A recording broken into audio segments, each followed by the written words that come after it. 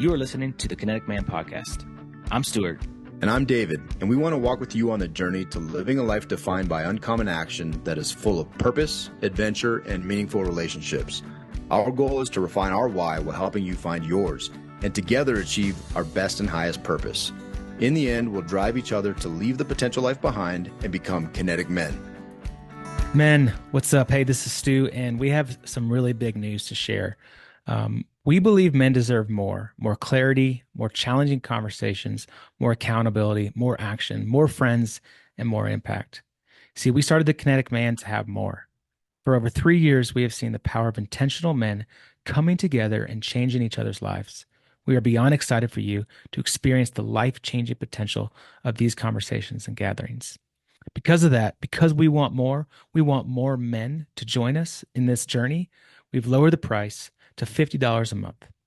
That's less than your Disney Plus subscription, Hulu, YouTube, any of those other subscriptions that bring way less value on a weekly basis than the Kinetic Man does.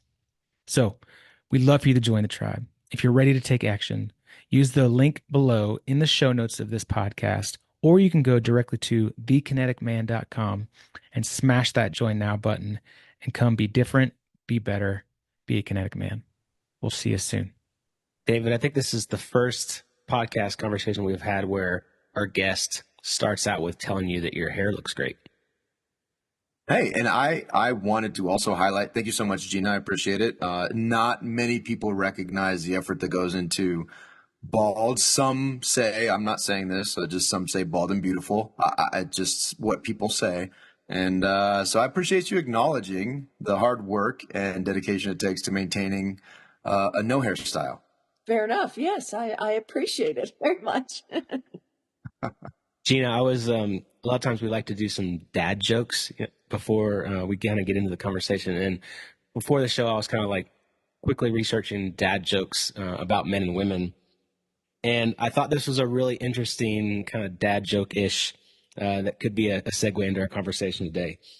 It says, a successful man is one who makes more money than can be spent by his wife. A successful woman is one who can find that man. Interesting. That was under a dad joke section. That was under a dad joke section. In your Google machine. Wow. Yeah, I was like, that's not really a dad joke, but. Do you have another one? You got another one. Okay. I got another one. It's on the same website. So again, I don't know if it's really a dad joke. It's bad, but go ahead. A man will pay $10 for a $5 item that he needs. A woman will pay $5 for a $10 item that she doesn't need because it's on sale. Okay. What website was this exactly? What is this website? It's I'll send it to you. I'll send it to you afterwards. Maybe you can use it in some of your content. Fair enough. Yeah, interesting stuff. Well, hey, like I said, we're excited about this conversation. I have a list of questions for you. I know David does as well. But let's get into it. Can you give us a little bit of background about who you are and what you do? Sure. I'm Gina Hendrix. I've been a matchmaker since 2008. I've had 3 careers. I usually start there. I've had 3 careers. I was a flight attendant for Delta Airlines for 9 years, then reinvented myself and became a celebrity wardrobe stylist. I was dressing celebrities for red carpet events, magazines, and these kind of things. Did that for 10 years. And then discovered online dating in the early 2000s. And I was always reading relationship books and advice. And when I discovered online dating, I was like, wow, this is a cool way to cross paths with people that you might not normally meet. And so off and on for 7 years because production, when you work in production, it's not always steady work. You're busy and then slow times, busy and slow times. So during the slow times, I would reignite my interest in starting my own online dating site. But ultimately, after 7 years, it was way too hard. I couldn't. And so a friend of mine who was my mentor, he said, Gina, you've been trying to do this online dating site, starting your own tech company, basically, for 7 years. Why don't you think about being a traditional matchmaker? And I was like, that's a little different than I imagined, but okay. Because I'd always been good at setting friends up or connecting people with things. I love connecting people with things, all sorts of things. And I just dove into the deep end, never looked back. It was a lot harder than that, but that's kind of how it started. Well, and I think it's interesting, in the context of Stu's jokes, I think there's a lot of misunderstanding communication, even understanding our own desires, our own wants, and being able to effectively get past like stereotypes and different things Right. that really inhibit relationship making. And I also think you were trying to, with the original business, the matchmaking website, man, that's a has blown up. I mean, the number of friends that I have now, and then the younger generation, just right after us, the number of those marriages that were created through what we would consider non-traditional, going somewhere, meeting somebody, and courting and all that. The balance has completely shifted, and I think that's what's fascinating about this conversation is, as we dive in, I'm curious. One, you kind of touched on it, but what made you? Why would you want to do that? What made you interested in it? And then, why is there such a huge market for it? Like, what would you attribute some of the shift, or what would you attribute? Is it like close to timelines with when cell phones came out, and just the changing of communication? Like, what makes this such an appealing thing, and quite frankly gives you amazing access and success, and the byproduct being a beautiful idea. I saw on your website 98% success rate in what people want. It's relationships. It's things that Action. complete us, right? So a lot there, but you take it how you want. For sure. I think that dating these days is harder than ever. And if there's a window in time where dating isn't that hard when you're high school and college and those early years, right? And so I think that what happens is people either find their person and then get married at a younger age, but if you've missed that sort of window, now you're into your late 20s and 30s, and not only are you starting a career, but you're looking for love, and it becomes harder. And as technology has developed, everything about dating has become harder. So now you're trying to balance, the workforce and making your mark there with now trying to find your person. And while I love online dating and I love the dating apps, it has absolutely made finding people harder for a number of reasons. I mean, I think people have become pickier. So it's this catch-22. People really want to find somebody and find love, but they've kind of been brainwashed to be pickier, because it does sort of feel like a more, disposable type of, they feel like they've got a lot of options, which they don't really even have that many options. They're given the illusion of so many options that then they become overwhelmed. So it's all become harder. It's interesting as the technology increases, the more knowledge we have available at our fingertips, the harder it actually becomes in any area, right? It's an And interesting I'm going to flip aspect. it on you guys, because that's what I like to do. So you're both married, Yes. and how old were you when you guys met your ladies? Um, let's see. You're gonna put me on the spot. I met my wife late 20s, so like 27, 28, And how'd you meet her? through a friend of a friend, a connection at like a New Year's Eve party for me. I think the 20s is still like you're out socially and there's a lot going on. And you, sir, tell me. Yeah, I met my wife when I was 27, Okay, 28. so around the same age Yeah, that Stu met his lady, his that's lady. right. And my lady. His lady. His wife. And you guys have kids and everything? We do. Yep. We do. 9 yards. Okay. So Yep. yeah, I think I believe for sure the older you get, the harder dating becomes. For sure. For sure. Because now once you've made it out of your 20s and you're into your 30s, you potentially have had some bad experiences. People have done you wrong. So that's initial baggage you got on your back, and now you carry that with you. And so dating, the older you get, the more complicated dating becomes and the harder it becomes. And so, I mean, I still like and am a proponent of the dating sites because it is a great resource, but yet it's complicated things. It's a double-edged sword for sure. Yeah. No, I can totally see that. I mean, if I had to start over now in the dating scene, like I wouldn't even know where to begin.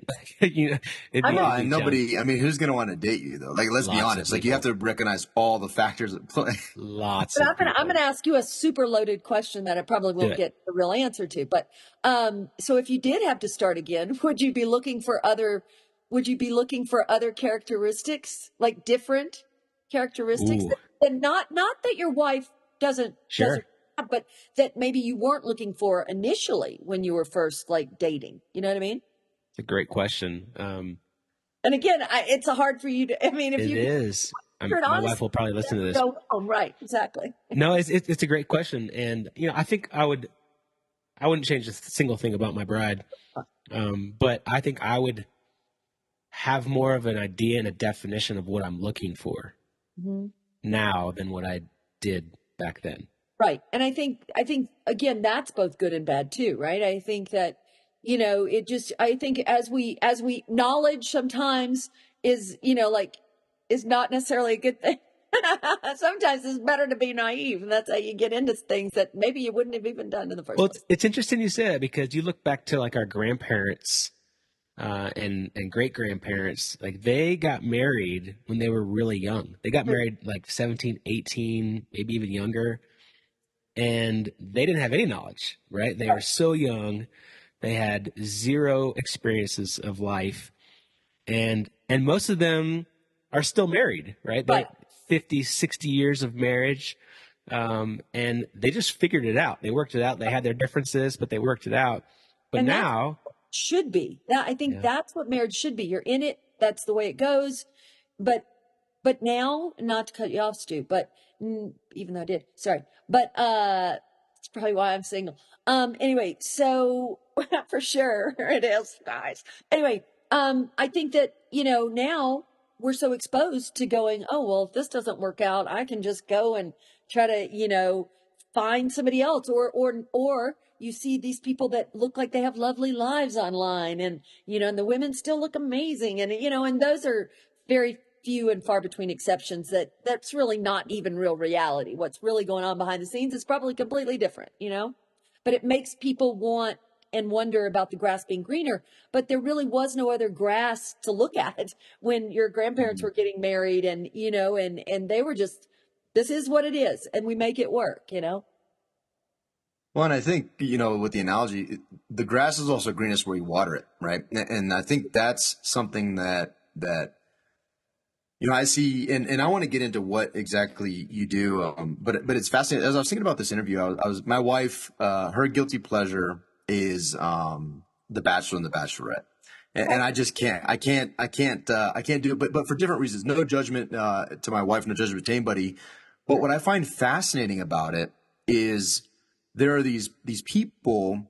There's a couple things that are fascinating. One, the reality of dating multiple people and that being healthy Yeah. is fascinating to me. But the part that always sticks out to me the most is that these are beautiful, successful individuals, like on both sides. The one guy or gal, the bachelor or bachelorette, and then all these people that come into the show. Yeah. And I believe them to be genuine when they're saying, "I'm looking for love." I believe them to be genuine.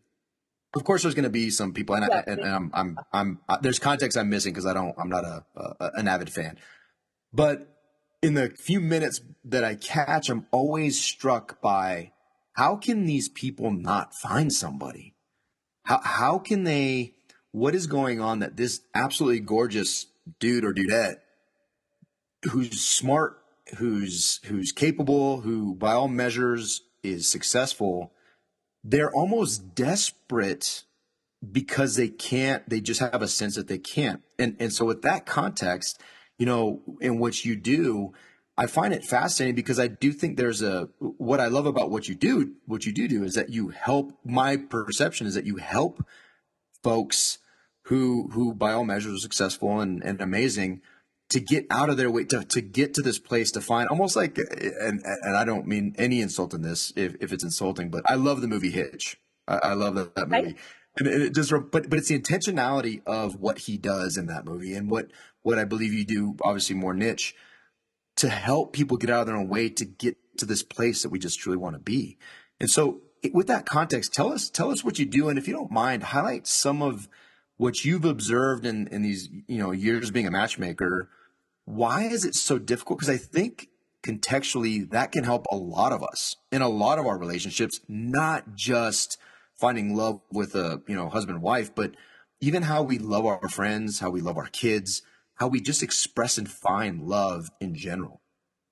Boy, that's a big question. My God, how do I tackle that? Okay, so let's see here. So first of all, I'm just going to try to unpack a lot of this stuff. So, okay, so first of all, I think there is the misconception from those who aren't in that boat that these people are desperate. Okay.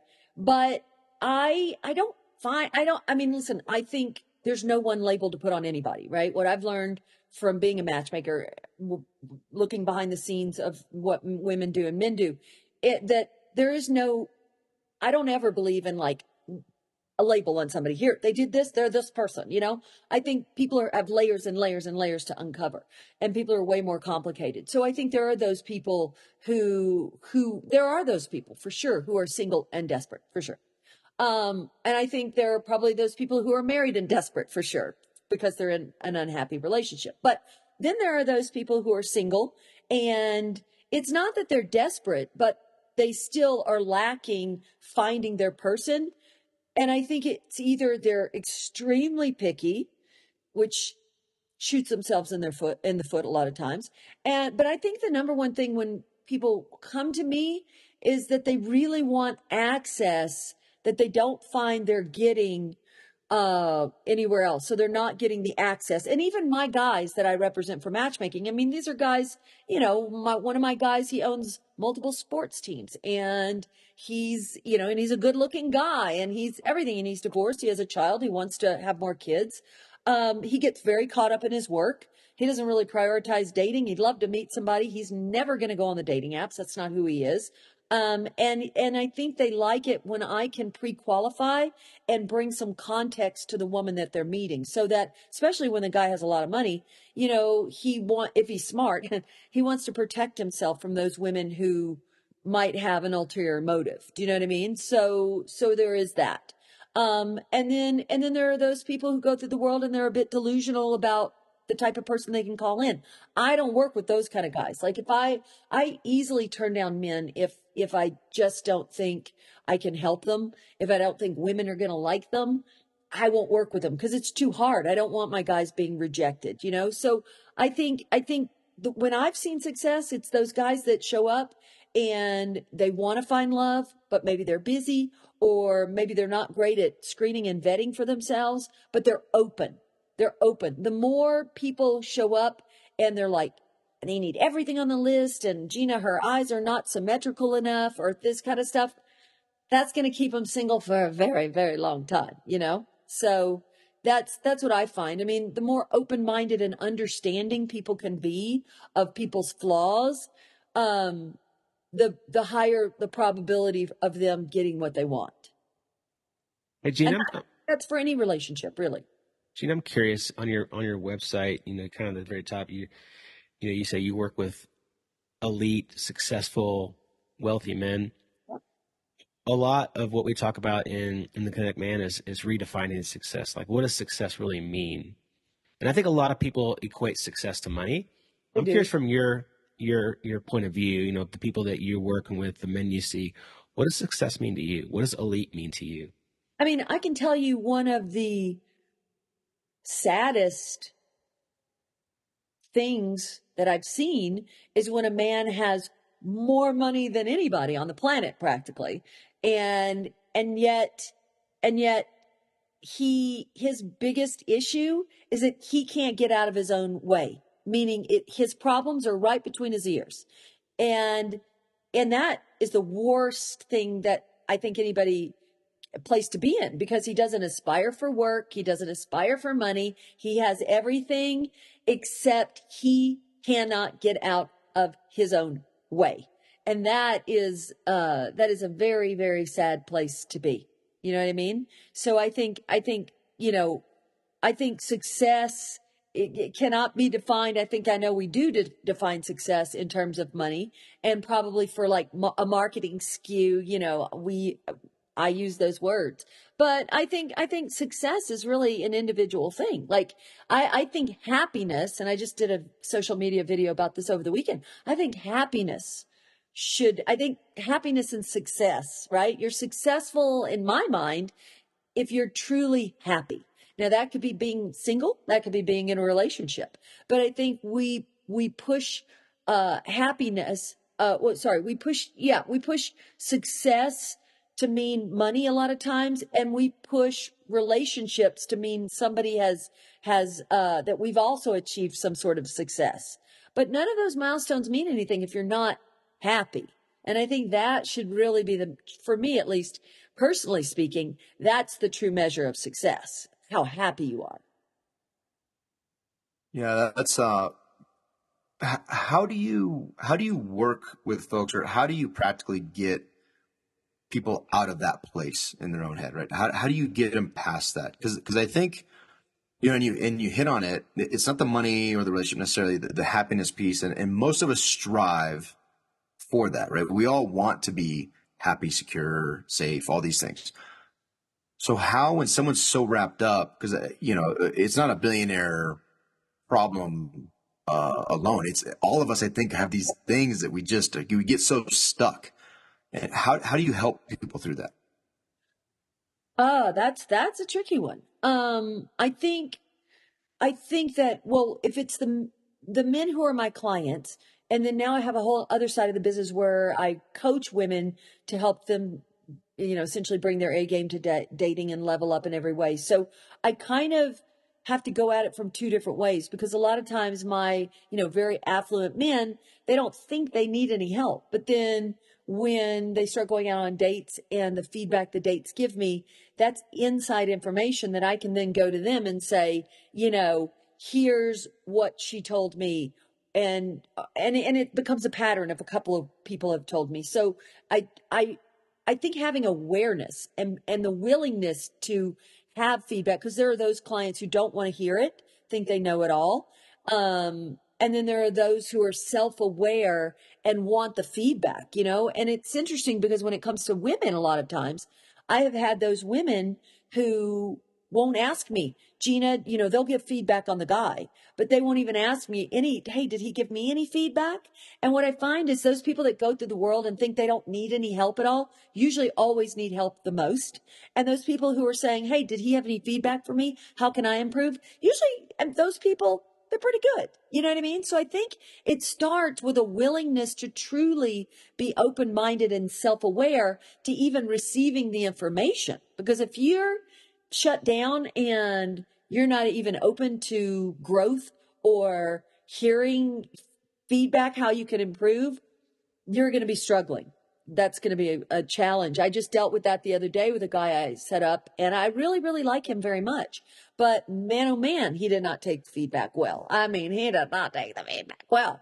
And he was, blaming me how it was my fault and the date didn't go well, because I told him to wear a certain shirt and he was uncomfortable in it, or or he was blaming her because she had been in the Greek system, and he said, don't set me up anymore with anybody who's been, he's grasping at straws instead of, and there is no right or wrong. Like even when you get feedback, it doesn't mean you're bad. It doesn't mean, it just means that we don't know what we don't know, and we have blind spots, but we need to be open-minded to hearing the feedback, whether we agree with it or not. But it's helpful to be able to see how we're doing things through other people's eyes. And that's the only way we're going to be able to grow, That's sorry, Stu, it's interesting because we just did a podcast with an author of a book who wrote a business book on how to stand out, how to separate yourselves, right? And one of the entire sections dealt with this idea of feedback. And I think that's a critical piece in all areas of our life. Are we willing to receive? And he kind of made it a funny story, but he said all our homes have a smell. We have a smell, and I forgot the phenomenon he called it. But he said, but we are, as people, we have a metaphorical smell as well. And we don't pick up on it because our filters have effectively done it. But our actions, the way that we do things, how we conduct ourselves, we have a smell. And oftentimes we don't pick it up because we're unwilling to hear from somebody, hey, dude, you kind of stink. And so maybe you should do something about that in everything. Right. And so I love how you highlight that piece fix. That's so applicable. And it's a very self-driven thing. It's on us. It's on me. Right. It's not on anybody else to make me good at the feedback. It's how badly do I desire to be better and have a different outcome in my life. I had a woman that was working with me recently who things went south very quickly. We were not a match to work together. And so she like came at me with some like accusations about me and my personality and things. And I was like, shocked, because you're shocked what to hear things because we go through the world. But then I was also like, well, I was open-minded to thinking, well, maybe those points are valid. And so fortunately I could go back and look at some recordings of some trainings we did, and I went back to try to see where maybe my piece in it was, where I was a co-creator. And while I think she was a little off the rails on a lot of stuff she said, there was some valid points that I could take responsibility on. I can look at myself and say, I didn't set her up for success anyway. Like I can understand how maybe I confused her about the training or how, so we have to be willing to look at our part in things, and accept it. I didn't like to hear it at first. And while I may not agree 100%, there's definitely, it's never one person. It is always a co-creating of two people who both contributed, both good and bad, to what happens in any relationship. And we have to be willing to look at it. Hey, Gina, we've had some really interesting conversations with authors and pastors and influencers. And a theme that we've kind of been seeing a lot is just this idea of a lot of men are still boys. There's a lot of men in the world that are in this place of being lost in their identity, and they try to find happiness through lots of different idols, whether that's video games, pornography, social media, whatever it is, right? And something happened, and we talked to Richard Reeves. I don't know if you've heard of him. He wrote a book called of Boys and Men, and there was this period of the women movement, the women's movement of women getting into the workforce and not being a stay-at-home mom, and the professional woman and not getting married until later or ever wanting to get married. And I'm curious what your experience has been like in seeing this movement of women kind of becoming the professional, men kind of getting lost and really just staying boys. How does that impact, connectedness? How does that impact men finding the right woman and dating and marriage and just relationships in general? That's interesting. So I'm like, do tell me more. Yeah. It's fascinating subject because I can't give you the why on that. I think there's people who know a lot more about that side of things than I do. I think for me, I think I have guys that show up who want to work with me and be represented by me for my matchmaking services, but I see certain things in them where they aren't, mature enough, or they're not in a place where they're looking for an authentic relationship. And I think, and I don't know how they got there, to be honest with you. I'm not sure what went wrong, but I do have a lot of experience too, working with the women who have really had to step up for themselves. And so what happens is, and it's probably, if I'm going to be honest, it's probably why I work with very few men. So for me, it's boutique matchmaking. I only work with 7 to 8 guys because there's a lot of guys that I just don't feel like I want to represent for matchmaking because they're not at the level of all these amazing women who are coming at me to meet the type of men. And so I do see definitely there's a deficit in the amount of great guys. As much as I hate to say that, it's just based on just my experience, there's all these great women that are amazing. But then, again, it's a co-creation because some of these great women don't realize they're also steamrolling over these guys too.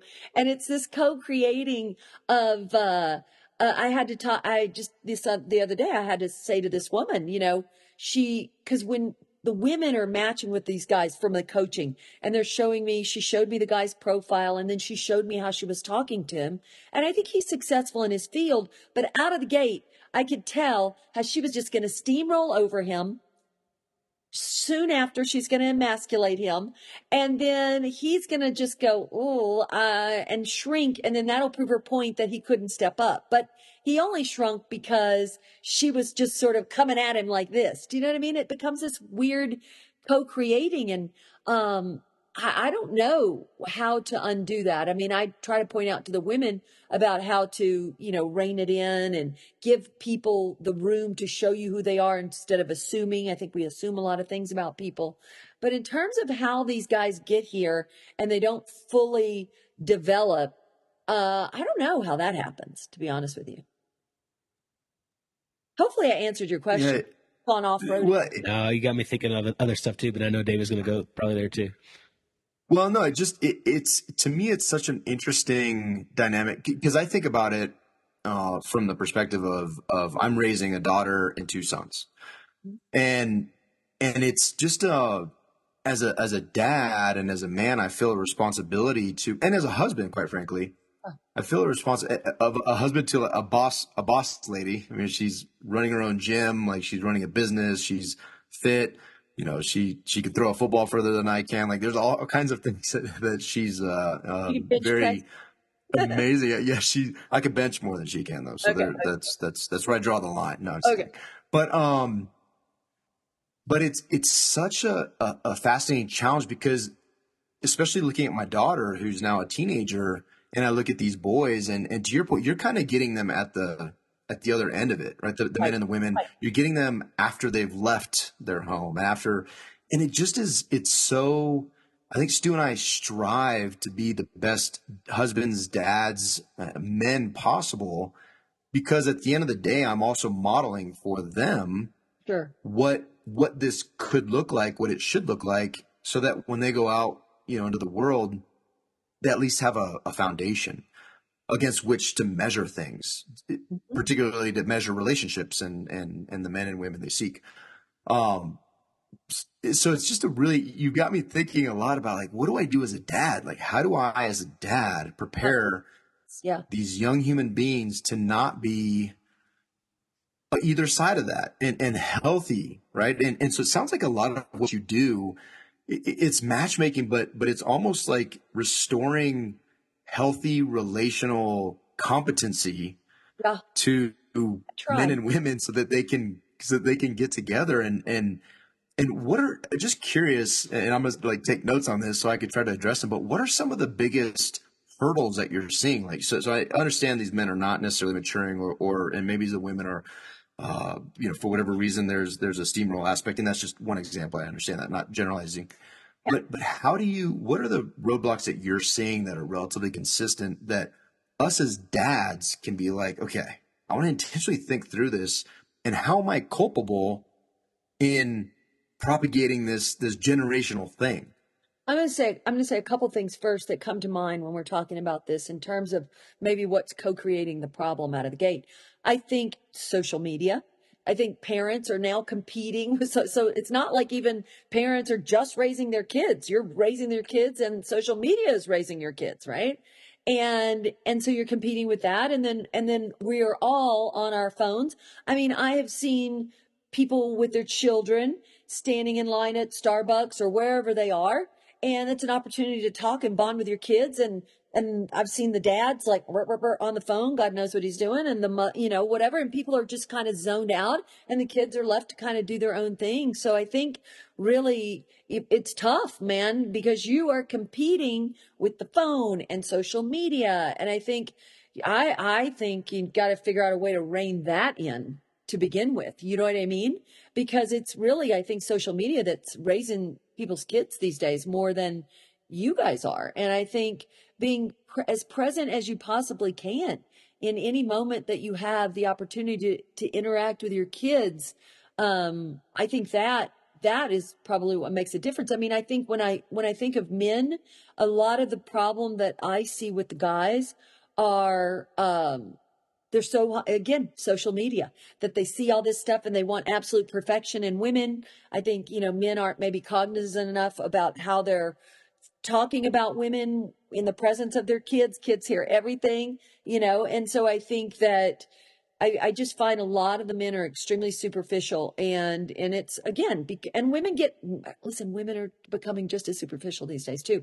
And it is social media, a lot of it, because we're force fed this stuff, it gets in our brains whether we want to or not. And I think with women, again, I'm going to blame social media. And I think those are creating those hurdles. The men are all about perfection. I mean, and even men who want to pretend that they're not, I know what men are thinking before men even think it these days, right? I already know. So you're saying we're not that complicated of things. Not really. I know what it all comes down to. And I think that there are those women who also I think women who are also superficial kind of tend to be a little more in their masculine. And then there's those women who've been so programmed, again, by social media to be force fed of the standards they should have for men. And a man should do this, and he should do this, and he should do this. Otherwise, he's not a man, and he's not going to be a provider man, and all this jazz. And we're just so caught up in everything that's coming at us that it's really hard to cut through that noise. So, Stu, I know you have a question, but I just want to highlight.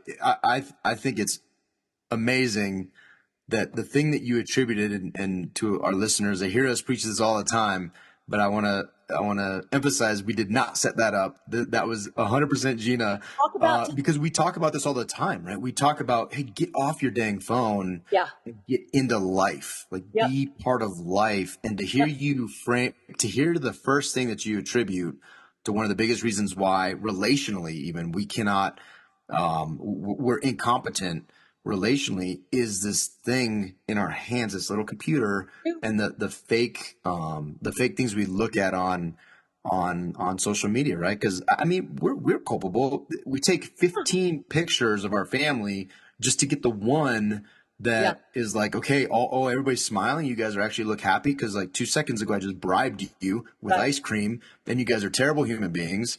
But now we're a smiling family. Let's put it on Facebook. Now we're pretty honest about it. Hey, 15th take, kids are terrible, but pretty picture. But I love how you highlighted that. And I think it's so critical that we step back into life and relationship and not turn the awesome, beautiful burden of raising our families over to, potentially fake bots and people posting lies, right? Absolutely. And I think because of all that too, I think it creates this insecurity. And, and I think listen, I'm not perfect, but, and believe me, I was raised by a single mom who was not perfect. She's a little cuckoo. But the one thing she accidentally did right was I have an enormous amount of self-esteem and confidence. And I don't know where that comes from, but I'm not affected. I don't get caught up in the social media. I saw a guy who's very popular on TikTok and probably Instagram as well. And he's a therapist. And he was saying how he's going to take a break from it all because it makes or breaks his day, how many viewers he has and all this jazz. And I don't care about any of that stuff. I think to figure out a way that you can raise your kids so that they feel good with themselves and they're not affected by anything. And I don't know how you do that. But that's what I think you should do. You make your kids very secure with themselves so that they don't need any validation. Because I do think those guys that are so concerned with the women and how they look, that is a reflection of how they're validating themselves. You know what I mean? There's definitely insecurities. And I'm sure they're all super good looking, right? They're all super, they are flawless, they're beautiful men. Yeah. Have no issues, with their parents, and they should expect perfection in a woman because they are beautiful themselves. Fair enough. And I get it, but yes, no, not at all. And so I think that having a strong sense of self-worth, confidence, That's gonna help navigate any and all scenarios that you're gonna have in the real world. Hey, Gina, I'm curious. Most of the listeners of this podcast are men. Yeah. You only work with men. You only work with a small amount of men. You said Yes. per year. What qualifies a man to be, elite, successful to your standard of then wanting to work with that man to attract and to match, what you call an A game woman? What is that? What are the qualities that a man should be striving for to be at that level? So I'm just gonna, let's see, I'll just rattle off like, you know, I think that, so when I was starting my business, I was struggling to figure out how much I would charge. Okay. And because I had no idea. And I would charge 5,000 or 7,000. And I found that that was harder to come by. I was coming against guys who would like grind me down for a deal on the price. And I was starting my business and struggling. And so if I needed the money, I would let them grind me down. But then what they don't realize is they grind you down. And then it's like, okay, you're my client. I'm not that crazy about you anymore because you grinded me down. That wasn't a smart move on your part. And so I realized at some point it was a better business for me to charge a substantial fee. I mean, substantial being, my fee can start at the low end at 25,000 for a certain number of introductions and then go up depending on how complicated a search is going to be. But so essentially it starts there, right? A man has to be able to afford my fee. There's that. Yeah. And then the other thing is like there was this one man, I'll just give you an example, who I told him the $25,000 and he wasn't so concerned about that because he had paid like some low end it's just lunch or something horrible. And they took his money. They took his money and get this, he got stood up 6 times by 6 different women and they still counted those as introductions. I mean, just terrible stuff out there. Okay. And so he was like, well, Gina, I'd like to move forward, but I'm going to have to take out something about mortgage from some escrow. I don't know I said, absolutely not. Absolutely not. Like no. I do not want you figuring out how you're going to get the money to hire me. Do not do that. So I just don't want to work with a man who has to figure out how to get the money, is struggling. So there, it does start with the money as much as, it's just, that's the way I do my business. And then it has to be a guy who is realistic and is what the women want as well, So if it's a guy who had another man write to me last night as well, and he was like, do you have anybody in Ann Arbor, Michigan? And I did look through the database and, but the women want a man who really has his life together, isn't still struggling, doesn't have issues about things. And he has to be in a great place all the way across the board. This one guy, I didn't want to hire him. I didn't want him to hire me. He was wealthy and successful, but he was so close still with his ex-wife that she would have to approve the women he dated. And I was like, yeah, and no, that's not going to work because my ladies are not going to be down with that. So they have to really be in a great place to be in a healthy relationship with realistic everything. You know what I mean? Realistic expectations, being willing to get proper feedback, be the best version of themselves. And so for me, that's the criteria for anybody that I would work with. I have to feel like the women are going to like them. I have to feel like I'm going to like them, Well, and I think at the end of the day, it's a business, right? And so I think the fact that you have niched down, you have your avatar, like all the things, your mission statement, like all the things that you're looking to work with, I think it's incredible because you know exactly what you want from your business. I think it also shows that regardless of what the business model is, when you're looking at relationships and men and women, the fact of the matter is because of a lot of the things that have effectively made us relationally dumber, like social media, we need help, right? We need help in whatever that means to narrow down, to guide, to direct. And I think that's it's an incredible thing because I imagine, the 98% success rate that you have, I imagine those guys aren't coming back and being like, hey, that wasn't worth every penny I spent. right? Like what you're getting out of this, and the business model being what it is, what you're getting out of it is something that is so fundamental to who we are and who we want to be, that I think that the conversation around relationships is it's so ripe with opportunity, because we're just not amazing at it. We're getting worse, and you are helping us to get better, right? And maybe not. I mean, yes, Stu and I are billionaires, but we're married, so we're good. But joking We're off the aside, market, ladies. We're off the market. we're off the yeah, ladies. Any ladies listening? Any ladies? Married. Sorry. But I think it's critical to highlight that the business side of it is a business, and you have great opportunity, because there's such a gap in our ability to successfully navigate these waters. And listen, choosing who your partner is and who to marry and be in a relationship with, that person can either make your life better or worse. So it is one of the biggest decisions we can make. I have this guy that I've known. I have a vintage truck. I have a 1976 F-250. Okay. And so anyway, so I met this guy who owns this vintage mechanics place, right?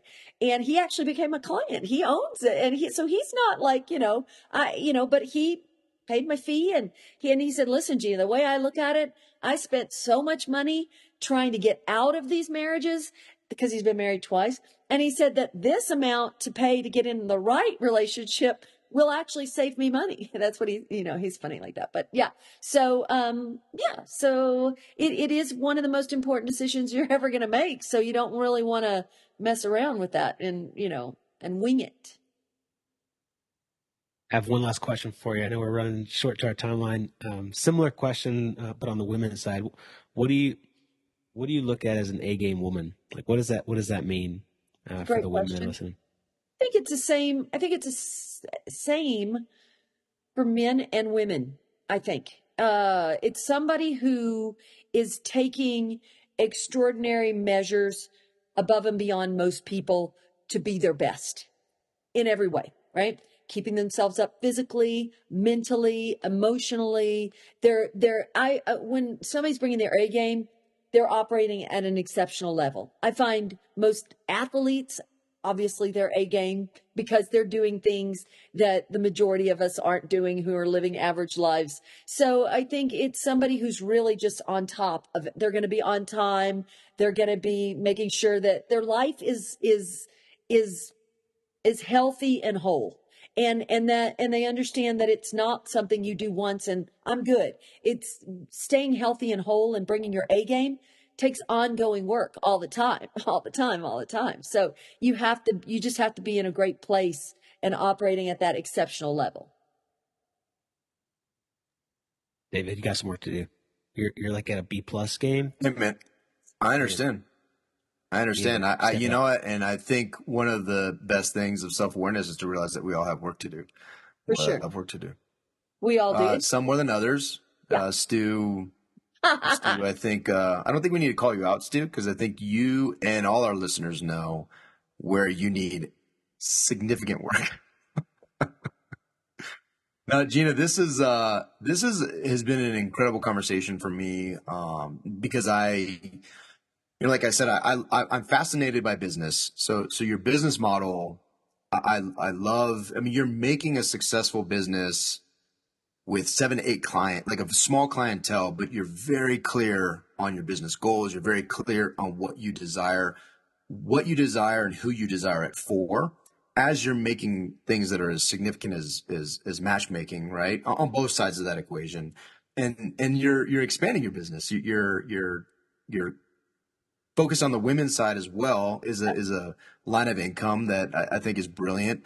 And so I love the business model. I love your business mind, but the other side of that too, and the other side of that is what you're doing. I'm sure for those individuals on both sides of that is potentially, not potentially, it is life-changing, especially as they find success in something that's so critical. And one of my big takeaways is, I think different than being a matchmaker specifically with my kids and whom they choose to date.